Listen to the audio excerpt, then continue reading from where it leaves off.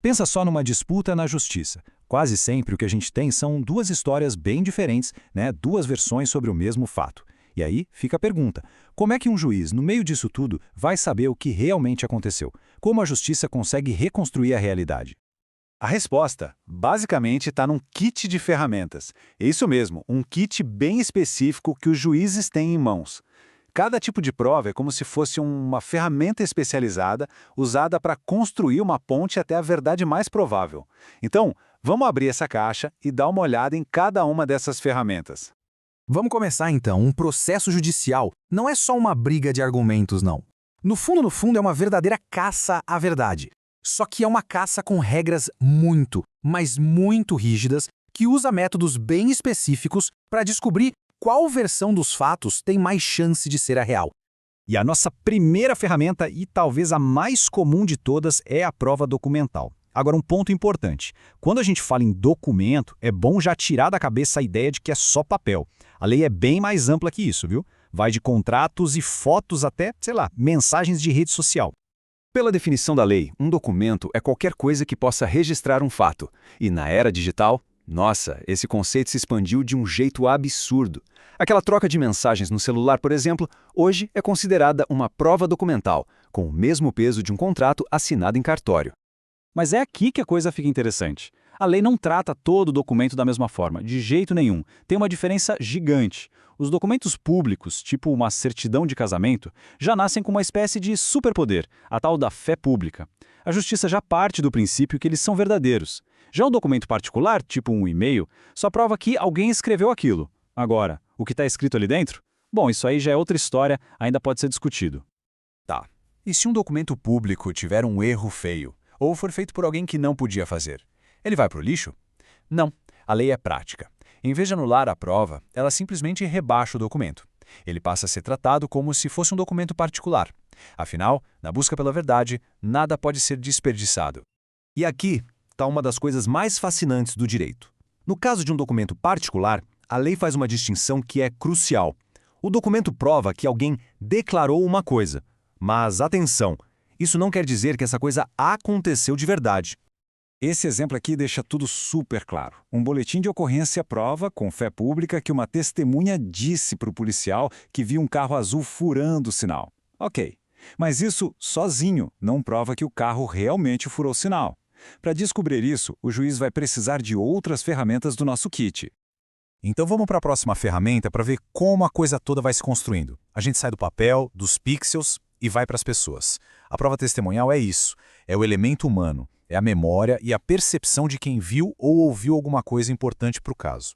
A pergunta parece bem simples, né? Mas olha, a resposta não é tão óbvia assim. A lei é muito, mas muito cuidadosa sobre quem pode ou não pode subir lá para dar o seu depoimento. A resposta curta é não. Para garantir um julgamento justo, a lei cria uns 3 filtros. Primeiro, os incapazes, que são aqueles que não conseguiriam contar os fatos direito.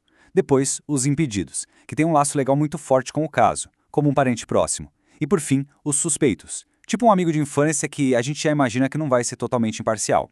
Tudo isso para proteger o processo de um depoimento que já venha, digamos, contaminado.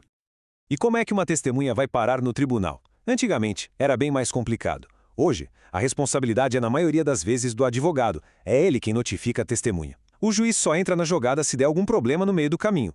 É um sistema que foi pensado para ser mais rápido, mais ágil. E quando o assunto é técnico demais? Uma assinatura que parece falsa, a causa de um defeito numa construção, uma questão médica super complexa. Para essas horas, o juiz pega a próxima ferramenta do kit. Ele chama um especialista. E aqui tem um ponto fundamental. Nem todo especialista no tribunal é igual. Existe o perito, que é nomeado pelo juiz para ser um auxiliar da justiça, totalmente imparcial, e existe o assistente técnico, que é contratado por uma das partes para defender o ponto de vista técnico dela. São duas funções completamente diferentes. E a escolha desse perito não é feita de qualquer jeito. É um processo cheio de etapas, quase uma dança ensaiada. As partes podem dar opinião, podem questionar, podem indicar seus próprios assistentes e mandar perguntas. Tudo isso tem um objetivo claro: garantir que a análise técnica seja a mais transparente e justa possível. A nossa última ferramenta é talvez a mais direta de todas. Sabe, às vezes para entender o que aconteceu, não adianta só ler documento, ouvir gente. O juiz precisa ver com os próprios olhos. É nessa hora que ele sai do tribunal e vai fazer o que se chama de inspeção judicial. Essa é uma medida bem rara, viu? Só acontece em situações muito específicas, para entender melhor como era o local do fato, quando uma prova é grande demais para levar para o fórum, ou em casos mais extremos até para mandar fazer uma reconstituição de como tudo aconteceu. Beleza, já vimos as 4 principais ferramentas do kit, mas como é que elas funcionam todas juntas? Como um juiz pega um documento aqui, um testemunho ali, um laudo pericial, uma inspeção, e com tudo isso chega a uma decisão final? O segredo é entender que provas não são contadas, elas são pesadas. Um único documento forte pode valer muito mais que 10 testemunhos cheios de dúvida.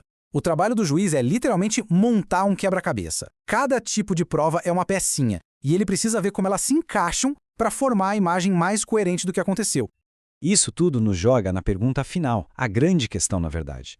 Se cada prova tem seu próprio peso, suas próprias falhas, quanta verdade é o bastante para se montar um caso vencedor? Pois é, não tem uma resposta fácil para isso. A arte de ganhar um processo não é só ter o maior número de provas, mas sim ter as provas certas com peso suficiente para, no fim das contas, conseguir inclinar a balança da justiça.